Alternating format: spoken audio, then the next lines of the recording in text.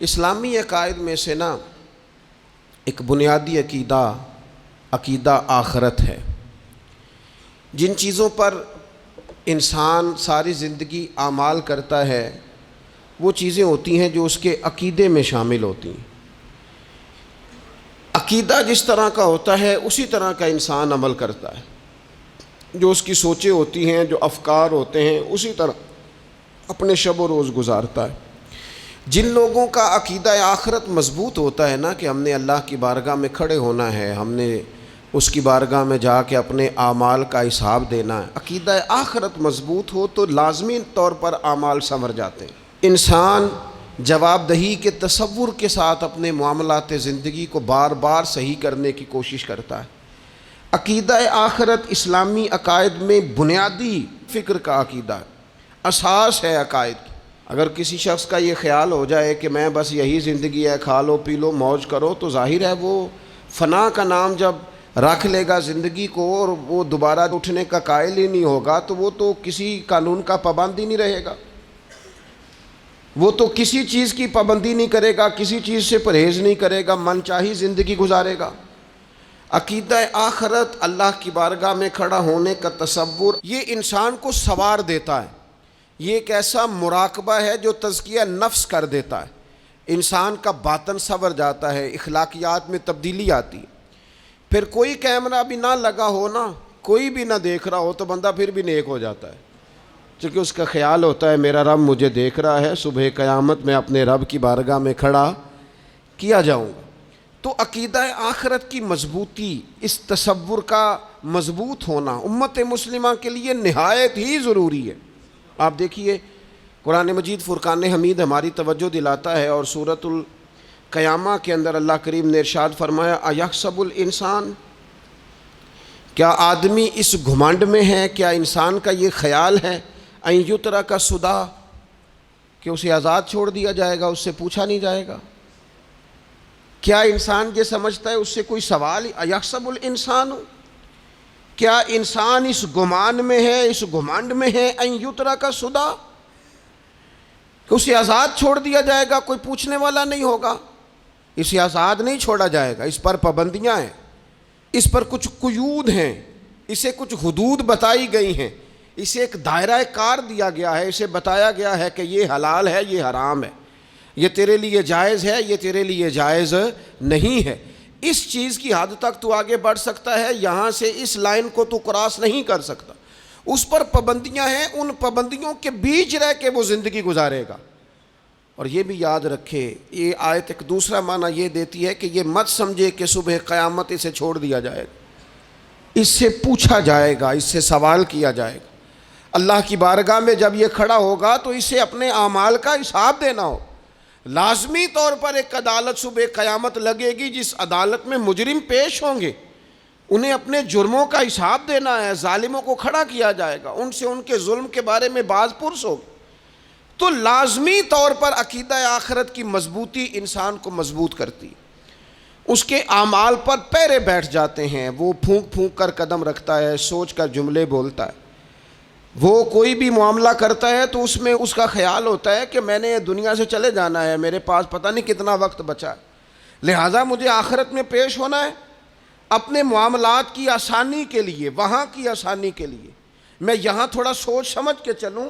رب فرماتا ہے تجھے ایسے ہی آزاد نہیں چھوڑا جائے گا، آزاد پنچھیوں جیسی زندگی نہ گزار، صبح قیامت کے معاملات کو پیش نظر رکھ، اس پر غور کر۔ یہ تصور گھر کے باہر بھی پورا مضبوط ہونا چاہیے اور گھر کے اندر بھی پورا مضبوط ہونا چاہیے۔ انسان اپنے مالک سے ڈرے اور قیامت کہ دن اس کی بارگاہ میں حاضری کا یقین رکھے، اور وہ یاد رکھے کہ یہاں جو کچھ وہ دیکھے نا، بچوں کو استاد پڑھاتا ہے، محنت کراتا ہے، اگر بچے نہیں پڑھتے تو ڈانٹتا بھی ہے، سمجھاتا بھی ہے، قائل بھی کرتا ہے، اور جب وہ آخری بات کرتا ہے تو پھر وہ پتہ کیا کہتا ہے؟ چلو ٹھیک ہے، اگر نہ پڑھو گے تو امتحان تو آنا ہی ہے نا، رزلٹ تو آنا ہے، پیپر میں بیٹھو گے نہیں آئے گا، فیل ہو جاؤ گے۔ یہ لاسٹ پر یہ بات ضرور ہوتی ہے، اور یہ امتحان دینے کا تصور اور امتحانی سینٹر میں جانے کا خیال طالب علم کو مجبور کرتا ہے کہ میں اسباق تیار کروں، میں بار بار اس پر غور کروں، میں کتاب کو سمجھوں، میں اس کو حل کروں چیزوں کو، تاکہ جب میں مرکز میں جاؤں پرچہ دینے کے لیے امتحانی سینٹر میں تو پھر مجھے پریشانی کوئی نہ ہو۔ بس سمجھانے کے لیے بات عرض ہے کہ یہاں لوگوں کو بتایا جاتا ہے، قائل کیا جاتا ہے یہ حلال ہے، یہ حرام ہے، یہ تیرے لیے ٹھیک نہیں ہے، یہ تیری حدود ہیں، یہ تیرے قیود ہیں، یہ تیرا دائرہ کار ہے۔ لیکن اگر پھر بھی کوئی بندہ باز نہ آئے، پھر بھی کوئی شخص باز نہ آئے، تو پھر اس کو کہا جائے گا صبح قیامت اللہ خود حساب لے لے گا، پھر تجھے مالک اپنے سامنے کھڑا کرے گا۔ ثم لتسألن یومئذ عن النعیم، پھر وہ تجھ سے ایک ایک نعمت کے بارے میں سوال کر لے گا، پھر تجھے جواب دینا ہوگا۔ تو اس تصور کو اپنی زندگی میں لاگو کریں کہ ہم نے مرنا ہے، اللہ کی بارگاہ میں جان، اس تصور کو پوری طور پر طاری کریں اپنے ذہنوں میں۔ یہ جو رسمی سی بات ہے نا، پتہ نہیں کب چلے جانا ہے، جو جانے والے ہوتے ہیں ان کی کوئی تیاری بھی ہوتی ہے۔ جن کو پتہ ہوتا ہے نا، وہ رمضان المبارک میں نا کئی دفعہ ایسا ہوتا ہے کہ ٹکٹیں نہیں مل رہی ہوتی ہیں اور عمرے کے ویزے لگ چکے ہوتے ہیں، تو ایجنٹ کہہ دیتے ہیں جانے والوں کو کہ تیاری رکھنا، کسی وقت بھی میرا فون آ جائے گا۔ تو لوگوں نے بیگ باندھ لیے ہوتے ہیں، سامان تیار کر لیا ہوتا ہے، سارے انتظامات کر کے رکھے، کیوں کہ پتہ نہیں کس وقت بلاوا آ جائے گا۔ تو روز کہتا ہے پتہ نہیں اللہ کی جانب سے کس وقت بلاوا آ جائے گا۔ پھر اپنی تیاری بھی تو یار کچھ بتانا، میں بھی بتاؤں، آپ بھی بتائیں۔ پھر ہم اپنے آپ سے یہ بھی تو سوال کریں نا کہ جہاں اچانک جانا پڑے اس کے لیے تیاری ہوتی ہے، ہماری تیاری کیا ہے؟ اگر اچانک جانے پڑے اس کی بارگاہ میں کیا تیاری؟ روز دیکھ رہے ہیں نا، کچھ لوگ روڈ پہ چڑھے تھے پہنچ نہیں سکے، ہاسپٹل گئے تھے پہنچ نہیں سکے، کچھ لوگ کسی فیلڈ میں کام کر رہے تھے، ڈگری نہیں مل سکی، جا ہی نہیں سکے، وقت آ گیا۔ تو اگر وہ ٹائم آ جاتا ہے اس کی بارگاہ میں حاضر ہونا پڑ جاتا ہے۔ تیاری کیا ہے؟ نبی پاک علیہ الصلوۃ والسلام گھر کے اندر اپنے گھر والوں کی تربیت کے لیے اور تعلیم امت کے لیے ایک دعا مانگتے تھے۔ حضرت عائشہ صدیقہ کہتی ہیں حضور دعا مانگتے تھے، مشکات میں موجود ہے۔ کیا دعا تھی؟ اللہم حاسبنی حسابا یسیرا، اے اللہ ذرا حساب آسان کر کے لینا۔ یہ حضور تعلیم امت کے لیے دعا مانگتے، اللہ حساب ذرا آسان کر کے لیجیے، اور مالک کرم فرمانا۔ تو حضرت عائشہ صدیقہ رضی اللہ تعالیٰ عنہ ارشاد فرماتی ہے، میں نے عرض کیا یا رسول اللہ صلی اللہ تعالیٰ علیہ وسلم یہ آسان حساب کا کیا مطلب ہے؟ تو حضور فرمانے لگے عائشہ آسان حساب کا مطلب یہ ہے کہ رب کریم بندے کے نامہ اعمال پر نظر ڈالے گا اور پھر اللہ تبارک و تعالیٰ اس سے درگزر فرما دے گا۔ یہ آسان حساب ہے، پتہ مالک کو ہے اس نے کیا کیا ہے، پر کریم ہے نا۔ عدل کریں تے تھر تھر کمبن، اچیاں شانہ والے تے جے فضل کریں تے پھر بخشے جامن میرے جے منہ کالے، نظر کرے گا پھر معاف فرما دے گا۔ اور حضور فرماتے عائشہ یاد رکھو جس سے اس نے حساب لیا وہ پھر بڑی مشکل میں آ جائے گا، اس کے لیے مشکل ہو۔ اللہم حاسبنی حسابا یسیرا، اے اللہ تو حساب ذرا آسان کر کے لینا، ذرا آسان کر کے۔ یہ تعلیم امت کے لیے کہ امت کے دل میں خیال پیدا ہو کہ حساب دینا ہے، تو نے حساب دینا ہے، تو نے اپنے مال کا حساب دینا ہے، تو نے اپنے لفظوں کا حساب دینا ہے، تو نے معاملات کا حساب دینا ہے۔ تو جس کرسی پہ بیٹھا ہے، تو کلرک ہے یا صدر ہے، تو نے اپنی اس نشست کا حساب دینا۔ تو استاد ہے یا پیر طریقت ہے، تو مؤذن ہے یا خطیب ہے، تو جو بھی ہے تو نے حساب دینا ہے۔ تجھے تیرے منصب کے بارے میں پوچھا جائے گا، تجھے تیرے عہدے کے بارے میں پوچھا جائے گا، تجھے اپنی ذمہ داریوں کے بارے میں حساب دینا، اللہ کی بارگاہ میں تمہیں جا کے بتانا ہے کہ تم نے کیا اعمال کی۔ اس تصور کو پکا کریں اپنی۔ یہ تصور کتنا کو پکا ہونا چاہیے، دنیا کیا ہے اور آخرت کیا ہے۔ ہمارے ہاں لوگوں نے بہت بڑا لمبا چوڑا دنیا کا تصور بنا لیا ہے، کار جہاں دراز ہے، لمبا تصور، دنیا داری کے لیے لمبی منصوبہ بندی، دور دور تک میں نے یہ کرنا ہے، پھر میں نے یہ کرنا ہے، پھر اس کے بعد انشاءاللہ یہ کر دینا۔ یہ تو آپ نے 300 سال کی پلاننگ بتا دی ہے، یہ تو 300 سال کی پلاننگ بتائی۔ کیا بتائیں تجھے اے باپ، کیا کار ہائے نمایاں کر گئے، بی اے کیا، نوکر ہوئے، پینشن ملی، پھر مر گئے۔ زندگی تو اتنی سی ہے، اتنی لمبی منصوبہ بندی، اس میں آخرت کہاں ہے؟ اس میں اگر کسی مقام پر رب کی بارگاہ میں حاضر ہونا ہے تو وہ کہاں ہے؟ جو مرنے والے لوگ ہوتے ہیں ان کا تو جینا کچھ اور طرح کا ہوتا ہے، جن کو جانا ہوتا ہے ان کا رہنا تو کچھ اور طرح کا ہوتا ہے، جن کو کسی جگہ منتقل ہونا ہوتا ہے، جو عارضی مکانوں میں رہتے ہیں ان کا رہن سہن تو ذرا اور طرح کا ہوتا ہے، لیکن جو ہمارا انداز ہے، جو ہمارا رہن سہن ہے، جو ہمارا طریقہ کار ہے، وہ تو مستقل رہنے کا ہے، وہ تو لگتا ہے کہ کبھی چھوڑنے والے نہیں ہیں، اس میں تو کوئی ایسی چیز نظر نہیں آتی کہ جس میں ہم محسوس کریں کہ ہم نے چھوڑ کے جانا ہے۔ لیکن نبی پاک علیہ السلام نے جس دنیا کو ہم بہت بڑی دنیا سمجھتے ہیں، حضور نے اس کی مثال کیا دی؟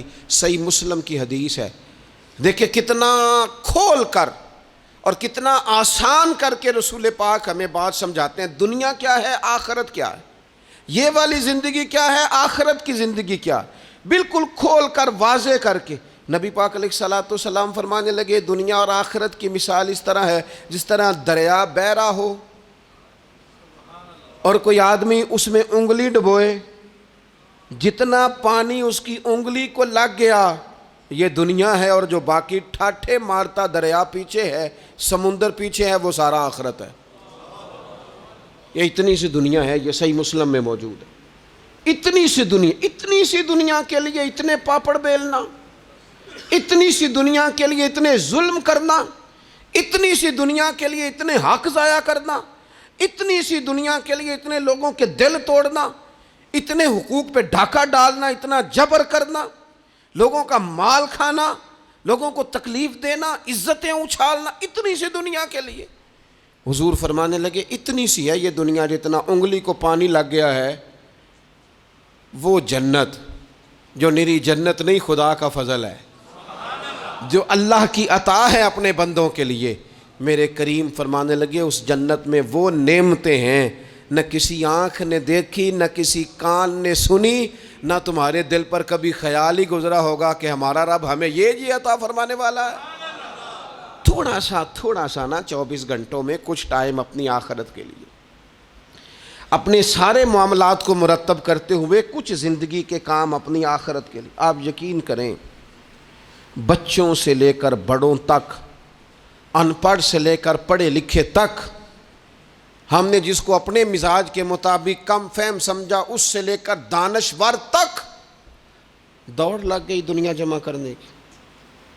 وہ ایک سوچ حضرت سلطان باہو رحمۃ اللہ علیہ فرمانے لگے، ہزاروں لوگ ان کی خدمت میں آیا کرتے تھے تو کہتے ہیں رابدہ طالب کوئی نہیں ملیا، ات جو ملیا طالب زردہ ہو، یہ تو دعا کرانے آئے ہیں کہ میرا کاروبار نہیں چلتا، یہ تو دعا کرانے آئے ہیں کہ جناب وہ میرا جو ہے وہ فلانا کیس سلجھ گیا۔ رابدہ طالب کوئی نہ ملے، کوئی ایسا تو آتا جو کہتا میری اس سے ملاقات کرا دے، کوئی طریقہ بتائیں مالک معرفت کیسے دیتا ہے، کوئی تو ایسا آتا جو کہتا کہ آؤ نہ کچھ باتیں درد کی کریں، کچھ عشق رسول کی تم کرو، کچھ محبت مصطفیٰ کی میں کروں۔ کچھ ایسے آتے جو کہتے آؤ نہ کوئی ذکر چھیڑے صدیق اکبر کا، کوئی بات کریں سیدنا فاروق اعظم کی، کچھ تذکرے ہو جائیں عثمان غنی کے، تھوڑی دیر ہو نہ جائے مولا علی کا تذکرہ۔ کچھ لوگ ہوتے نا ایسے جو اس طرح کے ہوتے، لیکن وہ ہر وقت دنیا داری، ہر وقت، اچھا کہیں اکتاتے بھی ہیں نا، تھک گئے کاروبار کر کر کے، کہیں اکتاتے بھی ہیں تو کرتے کیا ہیں، سیر کرنے چلے جاتے ہیں۔ میں جی بور ہو گیا ہوں کام کرتے کرتے، چلو میں اب ٹھنڈے علاقے میں چلتا ہوں۔ کبھی تو ایسا ہونا تو کہے میں نے بچوں کو بھی وقت دیا ہے، دوستوں کو بھی دیا ہے، یاروں کو بھی دیا ہے، صحت کو بھی دیا ہے، میں نے ٹائم اپنے شوق کو بھی دیا ہے، اب میں کسی کو ٹائم نہیں دوں گا، یہ چند گھنٹے میں صرف رب رسول کی بارگاہ میں حاضری دوں گا۔ تو ذرا جم کے قرآن پاک پڑھے، تو ذرا ذوق سے درود پاک پڑھے، تو ذرا شوق سے میرے محبوب کی نعت سنے، تو سارا زمانہ بھول جائے اور تو رج رج کے دعا مانگے اپنے رب کی بارگاہ میں، اپنی پریشانیاں عرض کرے، اپنے اندر کی کیفیت بیان کرے، دل جو سخت ہو گیا ہے، ذہن جو سخت ہو گیا ہے، جو طبیعت میں وہ نورانیت نہیں آ رہی، اس کی تو بات کرے، تو اپنے رب کی بارگاہ میں معافی کا سوال کرے، تو اس سے قیامت کے دن درگزر کرنے کے لیے عرض کرے، کچھ تو ایسا ٹائم نکلے۔ لیکن دوستو ہم تو بالکل الجھتے ہی جا رہے ہیں. وہ معاملات زندگی ہیں کہ ختم ہی نہیں ہو رہے, شوق ہیں کہ ختم ہی نہیں ہو رہے, باتیں ہیں کہ بڑھتی چلی جا رہی. دور گزر گیا جب لوگ کہتے تھے کہ کوئی درود پاک بتائیں جس سے سرکار راضی ہو. ایک کی مسئلہ ہے کام نہیں چلتا. ایک صاحب آئے, کام نہیں چلتا. میں نے کہا سورہ واقعہ پڑھا کریں. کہتے ہیں حضرت میں بڑی دیر سے پڑھ رہا ہوں. میں نے کہا چلیں کوئی صدقات دے کے دیکھ لیں. کہنے لگے بڑی دیر سے دے رہا ہوں. میں نے انہیں ایک اور وظیفہ بتایا. کہنے لگے یہ بھی مجھے کسی نے بتایا تھا, بڑی دیر سے کر رہا ہوں. تو میں نے انہیں کہا پھر میری ایک ناقص رائے یہ ہے کہ سارا کچھ کرنے کے بعد اگر ابھی تک پھر بھی آپ سمجھ رہے ہیں نا آپ کی مرضی کے مطابق آپ پر دروازے نہیں کھول رہے, پھر آپ صبر کریں. جو میرا رب چاہتا ہو اس پہ راضی رہ کے دیکھیں ذرا. پھر ذرا راضی رہ کے دیکھیں, پھر دیکھیں کہ مالک کا فیصلہ کیا ہے. وہ آپ کے حق میں کوئی رحمت والا فیصلہ ہی فرمائے گا. پھر ذرا انتظار کر کے دیکھیں, پھر ذرا صبر کر کے دیکھیں. پھر وہ کہتا وبشر الصابرین, محبوب یہ جنہوں نے صبر کیا ہے انہیں میری رحمت کی خوشخبری سنا دو. پھر وہ کہتا ہے باقیوں کے پاس مال ہوگا, دولت ہوگی, اقتدار ہوگا, بڑا کچھ ہوگا, ان اللہ مع الصابرین, صبر کرنے والوں کے ساتھ رب کریم ہوگا. پھر ذرا ٹھہر ہی جائیں, پھر تھوڑا حوصلہ ہی کر لیں, پھر اس کے فیصلے کا ذرا انتظار کر کے دیکھیں. ہم نہ من چاہیے زندگی کے پیچھے پریشان ہیں اپنی آخرت کے. اور آخرت کرتی کیا ہے؟ جب آپ کا آخرت پر یقین پکا ہو جاتا ہے نا, پھر لازمی طور پر انسان کے اعمال سنورتا ہے. آپ یقین کریں سنورتے ہیں, 100% سنورتے ہیں. آپ آخرت پر جتنا جتنا یقین, حضرت عمر کا آخرت پر یقین پکا تھا نا, دنیا میں مکان ہی کوئی نہیں بنایا, پکا تھا. سیدنا مولا علی شیر خدا امیر المومنین بھی ہو گئے تو طامت پھر بھی پھٹی ہوئی تھی. پکا یقین تھا نا کہ اللہ نے ہمارے لیے آگے بڑی نعمتیں تیار کی ہوئی ہیں. حضور نے آ کے فرمایا تھا نا کہ عمر میں تیرا گھر دیکھ آیا ہوں جنت میں. یقین پکا تھا نا بڑا کچھ ملنے والا ہے. تو جن لوگوں کا پکا ہونا کہ میرا دیس میں گھر ہے, وہ پردیس میں بلڈنگیں نہیں بنایا کرتے. ان کو پتہ تھا کہ ہمارے دیس میں گھر بنے ہوئے, لہٰذا یہاں وہ کسی پریشانی کا شکار. اور دوسرا, جب بندے کا آخرت پر یقین پکا ہو جاتا ہے نا, ایک بات آپ نے ضرور ذہن میں رکھنی ہے. ہمارے محدثین نے لکھا ہے جس بندے کا صرف دنیا داری میں جینے کا مزاج ہو جاتا ہے نا, وہ بزدل ہو جاتا ہے. اور جس کا خیال ہوتا ہے نا زندگی عارضی ہے, صبح قیامت دوبارہ اٹھوں گا, وہ بندہ بہادر ہو جاتا ہے. جس کا خیال ہے نا یہی کچھ ہے, کھا لو پی لو, بس یہ زندگی ختم ہو گئی تو ختم ہو گئی, مر گئے تو مر گئے, ختم ہو گئے, فنا ہو گئے, ان لوگوں کا مزاج بزدلانہ ہو جاتا ہے, جرت مند نہیں رہتے. اور جن کا یہ خیال ہوتا ہے نا مرنے کے بعد بھی اٹھنا ہے, ایک نئی زندگی اللہ عطا کرے گا, وہ لوگ پھر موت سے گھبراتے نہیں, انہیں مرنے سے ڈر نہیں لگتا. پھر موت کا لفظ کوئی بندہ سنا کہ انہیں بلیک میل نہیں کر سکتا. وہ بندے طاقتور ہو جاتے, باہمت ہو جاتے. حضرت جابر بن عبداللہ فرماتے ہیں, بخاری میں حدیث ہے, فرماتے ہیں ایک احد والے دن ایک صحابی کھجور کھا رہے تھے.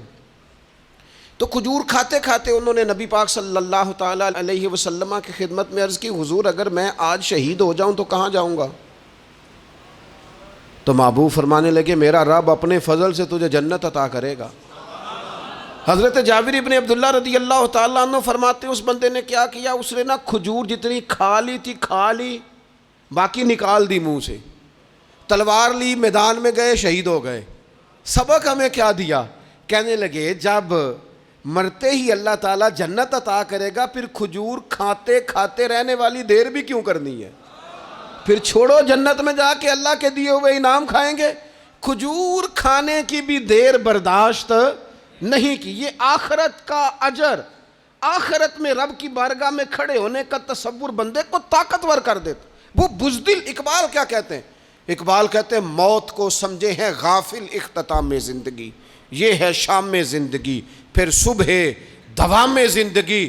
اور حضرت بلے شاہ بھی بول پڑے, وہ کہنے لگے عرش فرشتے بانگاں ملیاں مکے پہ گیا شور, بلے شاہ آسان نہیں ہوں مرنا, یہ تے مر گیا ہی کوئی ہور, یہ تو کسی. اور پھر ایک اور درویش بولے, وہ کہنے لگے وارث شاہ او کدو مردے, وارث شاہ او کدو مردے جنہ کیتیاں نیک کمائیاں نے. وہ تو اللہ کی بارگاہ میں انعام پاتے ہیں. ایک پل ہے موت، اس پل سے گزرتے ہیں، پھر رب کا فضل انہیں ملتا ہے. میں کئی دفعہ کہہ چکا ہوں، پھر کہتا ہوں، یہ جب بہت ٹینشن بن گئی نا، ڈپریشن بہت بڑھ گیا، کووڈ-19 کے دن تھے، کرونا کے، تو مجھے ایک سرکاری ادارے میں بلایا گیا جہاں اس عملے کو میں نے گفتگو کرنی تھی، اس عملے سے جو مریضوں کو دیکھ رہا تھا. کہنے لگے، مجھے وہاں کے جو ہیڈ تھے کہنے لگے، پیر صاحب بڑا ڈپریشن بڑا ہے، لوگ ڈر رہے ہیں. وقتی طور پہ خوف بھی بڑا تھا. تو میں نے ایک صاحب سے وہاں کہا کہ اتنا خوف کس بات کا؟ کہنے لگے، جی مجھے تو زیادہ ہجوم آ جائے تو میرا سانس نہیں نکلتا، تو قبر میں تو کھڑکی کوئی نہیں، تو تصور سوچ سوچ کے میں ڈرتا ہوں. تو میں نے کہا، ڈاکٹر صاحب، ماں کے پیٹ میں جو رب آکسیجن دیتا ہے وہ قبر میں بھی دے گا. تو انہوں نے آپ کی طرح سبحان اللہ نہیں کی، کیونکہ وہ ڈاکٹر صاحب تھے نا. سیانے بندے کو سمجھانا بھی کافی سیانے بندے کا کام ہے، وہ زیادہ سیانے تھے. لیکن نا، سوتے کو جگانا تو کام ہے، اور اگر جاگتے کو جگانا پڑ جائے تو بہت مشکل کام ہوتا ہے. وہ ڈاکٹر صاحب تھے. وہ کہنے لگے، جی حضرت صاحب، وہ تو ماں سانس لیتی ہے تو وہ بچے کو جاتا ہے، وہ آکسیجن ماں کے سانس کی بنیاد پہ ملتی ہے، تو قبر میں وہ کیسے ہوگا؟ میں نے کہا، چلیں ٹھیک ہے ڈاکٹر صاحب، آپ کی یہ دلیل بھی مان لیتے ہیں. وہ جو انڈے سے بچہ نکلتا ہے، وہ چاروں جانب کوئی سوراخ ہوتا ہے؟ ڈاکٹر صاحب نے قلم چھوڑ دیا، رکھ دیا. میں نے کہا، چلو یہ بھی بتاؤ، زندہ ہی نکلتا ہے؟ کہنے لگے، بالکل. تو میں نے کہا، سونا بھی نکلتا ہے؟ کہنے لگے، بڑا ہی پیارا ہوتا ہے. میں نے کہا، انشاءاللہ جب ہم قبروں سے نکلیں گے، مصطفیٰ کا صدقہ، یوم نحشر المتقین الی الرحمن وفدا، رب کہتا ہے تم جب نکلو گے نا قبروں سے، متقی مومن جب نکلیں گے تو رب کی بارگاہ میں مہمان بنا کر پیش کیے جائیں گے. اے رب دے پرونے ہون گے قیامت میں، وہ مہمان بنا کر پیش کیے جائیں گے اللہ کی بارگاہ، مہمان بنا کر. دوستو، قبر صرف دوزخ کا گڑھا نہیں ہے، دوزخ کا گڑھا بھی، لیکن اس کے لیے جس نے دنیا میں رہ کے صرف دنیا کٹھی کی، آخرت کے لیے جمع کچھ نہیں کیا، اور جس نے یہاں رہ کے وہاں کے لیے کوشش کی، صبح سے شام تک ڈرا کہیں میرا رب ناراض نہ ہو جائے، کہیں حضور کی بتائی ہوئی حدیں معاذ اللہ مجھ سے کراس نہ ہو جائے. جس نے محتاج زندگی گزاری، اس کی قبر گڑھا نہیں، کھڈا نہیں، بلکہ حضور فرماتے ہیں، روضۃ من ریاض الجنہ، اس کی قبر تو باغ ہے، باغ. ایک منٹ کے لیے صرف سوچنا، بندہ فوت اور سیدھا اسے باغ میں چھوڑا ہے کوئی، باغ ہے قبر، باغ. اور باغ بھی معمولی نہیں، معمولی کیاری نہیں، روضۃ من ریاض الجنہ، جنت کے باغوں میں سے باغ. اور باغ اتنا سونا ہے جس میں آنکھ کھلے گی تو پہلی زیارت ہی مدینے والے رسول کی نصیب ہوگی. تو خوف آتا ہے وہاں جاتے ہوئے. پہلے بھی میں نے کہا تھا، پھر کہتا ہوں، وہ مرحوم آسی نے کہا تھا، آج پھولے نہ سمائیں گے کفن میں آسی، او قبر کی رات ہے ان سے ملاقات کی رات. آج تو ملاقات. تو یہ جو عقیدہ آخرت ہے، یہ انسان کو بزدل نہیں کرتا، بہادر کر دیتا ہے. جو لوگ عقیدہ آخرت نہیں رکھتے بزدل ہو جاتے ہیں، اور لازمی طور پر بزدل ہو جاتے ہیں. اسی طرح یہ جو عقیدہ آخرت ہے، یہ صبر و تحمل پیدا کرتا ہے انسانی زندگی میں، ٹھہراؤ پیدا کرتا ہے. انسان محسوس کرتا ہے کہ کل دنیا یہ نہیں، آگے بھی اللہ بڑا کچھ عطا فرمانے والا ہے. اس کے مزاج کے اندر تحمل، بردباری، سکون رہتا ہے. یعنی نہیں بھی اگر کسی مظلوم کو انصاف مل سکا دنیا میں تو وہ پھر بھی بے صبرا نہیں ہوتا، وہ ٹھہراؤ کا شکار ہے. اسے پتہ ہے قیامت کے دن بھی ایک عدالت لگے گی، اللہ کی بارگاہ میں جانا ہے. نبی پاک علیہ الصلوۃ والسلام نے فرمایا، اگر سینگوں والی بکری نے بغیر سینگوں والی بکری کو تکلیف دی ہوگی تو قیامت کے دن اسے بھی بدلہ دینا پڑے گا. تو یہ تحمل پیدا کرتا ہے انسان کو، ایک حوصلہ ہوتا ہے کہ ساری عدالتیں یہاں نہیں، قیامت میں بھی لگنی. جب انسان عقیدہ آخرت رکھتا ہے نا، تو پھر اس کے لیے نا رب کے رستے میں خیرات کرنا بڑا آسان ہو جاتا ہے. پھر نہ وہ محسوس کرتا ہے کہ میں نے سارا کچھ یہاں کے لیے جمع نہیں کرنا، کچھ میں نے وہاں کے لیے بھی جمع کرنا ہے. وہ پھر اپنی آخرت کے لیے کچھ نہ ایک بینک آخرت کا بھی بنا لیتا ہے، اس میں بھی کچھ نہ کچھ جمع کراتا رہتا ہے. اسے پتہ ہوتا ہے کہ میں نے اللہ کی بارگاہ میں حاضر ہونا ہے، وہاں کی بھی کچھ نہ کچھ تیاری. نبی پاک صلی اللہ تعالیٰ علیہ وسلم نے بکرا بھیجا گھر میں ذبح کرنے کے لیے، تو تو سرکار تشریف لائے سر شام، تو فرمایا کیا بنا؟ عرض کی یا رسول اللہ صلی اللہ تعالیٰ علیہ وسلم سارا بانٹ دیا ہے، محلے داروں میں، رشتہ داروں میں، غریبوں میں سارا بانٹ دیا، بکرے کی ایک دستی صرف بچی ہے، آپ کے لیے رکھی ہے۔ تو حضور نے توجہ کیا دلائی، محبوب نے کس طرف رخ کیا؟ حضور فرمانے لگے اپنے اہل خانہ سے، ازواج مطہرات سے، کریم فرمانے لگے عائشہ وہ جو تم نے بانٹ دیا ہے نا وہ سارا ہی بچ گیا ہے، وہ سارا ذخیرہ ہو گیا، وہ جمع ہو گیا ہے آخرت کے لیے، وہ ہمارے پاس بچ گیا ہے۔ یہ جو تم سمجھتے ہو نا یہ بچا کے رکھا ہے، یہ تو ہم استعمال کر لیں گے، وہ ہم نے سیو کر لیا ہے، وہ بچ گیا ہے۔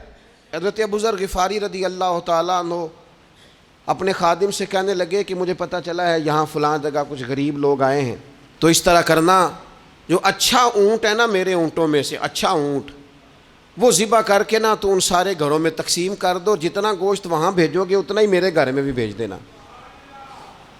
آپ کا وہ خادم کہتا ہے میں نے اپنی سمجھ کے مطابق اچھا اونٹ ذبح کر کے گوشت بنا کے میں نے بانٹا، اور میں نے اس طرح کیا کہ وہ حضرت ابوذر غفاری کے گھر بھی اتنا ہی گوشت بھیجا جتنا تمام غربا کے ہاں میں نے بانٹا تھا۔ شام کو جناب ابوذر غفاری اپنے اونٹوں کے باڑے میں آئے جہاں باندھا کرتے تھے اپنی حویلی میں، تو آ کے دیکھا کہ وہ سرخ بہترین اونٹ جو سب سے بہترین تھا وہ تو کھڑا ہے۔ تو آپ اپنے خادم سے کہنے لگے میں نے تمہیں کہا تھا جو سب سے اچھا ہے اس کو ذبح کرنا، تو وہ کہنے لگا حضور وہ باقیوں میں سے سب سے اچھا تھا، اس سے ہی تھوڑا سا کمزور تھا، اور یہ تو آپ کی سواری کے لیے ہے نا، یہ تو آپ کے کام آتا ہے، اس پہ تو آپ سفر کرتے ہیں، اس لیے میں نے اسے چھوڑ دیا، اور اس کے بعد جو سب سے اچھا تھا وہ میں نے ذبح کر دیا۔ تو حضرت ابوذر غفاری فرمانے لگے تو شاید سمجھا نہیں، میں اسے بھی سواری کے لیے رکھنا چاہتا تھا پر اپنی آخرت کی سواری کے لیے، میرا دل تھا وہ جو آخرت میں سفر کرنا ہے نا، دشوار گزار گھاٹیاں ہیں، ان گھاٹیوں کے لیے وہ اونٹ میرے کام آ جائے گا، لہذا میں نے تجھے کہا تھا جو سب سے بہتر ہو وہ دے دینا تاکہ ذرا میری آخرت کی سواری بن جائے، تاکہ میں ذخیرہ کر لوں۔ بڑا دیا بال بچوں کو، بڑا دیا بہن بھائیوں کو، بڑا دیا دوست احباب کو، بڑے قرضے دیے ادھر ادھر، لیکن ساری زندگی دیے، ایک موقع پر صرف آپ نے کسی کو انکار کیا نہ، ایک موقع پر، تو وہ پچھلے جو 99 دفعہ آپ نے دیا ہوتا ہے وہ اس کا بھی منکر ہو جاتا ہے، وہ کہتا ہے تو نے کدی کام ہی نہیں آیا، وہ تو نے تو میری امید ہی توڑ دی۔ وہ سارے شکوے، ساری زندگی کہاں خرچ کر دی بلا، کس مقام پر؟ اور یہاں حال یہ ہے کہ حضور فرماتے ہیں جب تو صدقہ دیتا ہے تو رب اسے اپنے دستے قدرت میں لیتا ہے، اور اس طرح تمہارے صدقے کو پالتا ہے جس طرح تم اپنے گھر میں بچھڑا نہیں پالتے، اس طرح صبح قیامت تمہیں وہ نتیجے کے طور پر پلا ہوا صدقہ ملے گا۔ ہم اپنی آخرت کو چونکہ اس لیول پر یقین نہیں لاتے الا ماشاءاللہ، لہٰذا اس کی تیاری کے لیے ذخیرہ نہیں کرتے، اپنی آخرت کی تیاری کے لیے ذخیرہ کریں اور کوشش کریں کہ اور یہ عقیدہ اپنی اولادوں میں، اپنے متعلقین میں، اپنے احباب میں اس کو راسخ کریں، کوئی نہ کوئی بات عقیدہ آخرت کی، قیامت کی ضرور اس کا تذکرہ کریں، ان باتوں کو اپنی زندگی کا حصہ بنائیں۔ اگر عقیدہ آخرت نہ ہو تو دنیا کی ساری چیزیں ویسے ہی لوگوں کو عجیب لگنے لگ جائیں۔ اگر کوئی قیامت ہی قائم نہ ہو تو مظلوم رہ گیا، ظالم نے تو پھر ظلم ہی کمایا، وہ تو پھر دندناتا پھرے گا۔ تو رب کہتا ہے اَيَحْسَبُ الْإِنسَانُ أَن يُتْرَكَ سُدًى، کیا انسان سمجھتا ہے کہ اسے یوں ہی چھوڑ دیا جائے گا، کوئی اسے آزاد ہی چھوڑ دیا جائے گا، کچھ پوچھا ہی نہیں جائے گا؟ صبح قیامت سوال ہوں گے، رب کی بارگاہ میں حاضری ہوگی، اللہ کے حضور سوالات کے جواب دینے ہوں گے۔ لہٰذا اپنی زندگی کے اعمال کو مرتب کرتے وقت، کوئی بھی کام کرتے وقت ایک تصور ضرور ذہن میں رکھیں کہ مجھے صبح قیامت اس کا حساب دینا ہے۔ یہ جو جواب دہی کا تصور ہوتا ہے یہ انسان پر پہرے دار ہوتا ہے، یہ اس کو مضبوط کرتا ہے، اس کی عقیدے کی بنیادیں اس کے عمل کو طاقتور کر دیتی ہیں۔